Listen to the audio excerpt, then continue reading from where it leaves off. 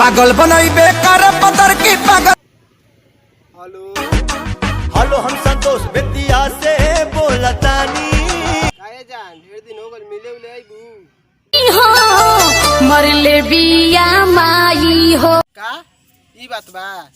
तोरे गांव में अबे हम मिले आवतनी। तोहर दिहल पका रहेल बा मिले मती आई हो मोहल्ला का रमागिल बा मिले मती आई हो मोहल्ला का रमागिल बा।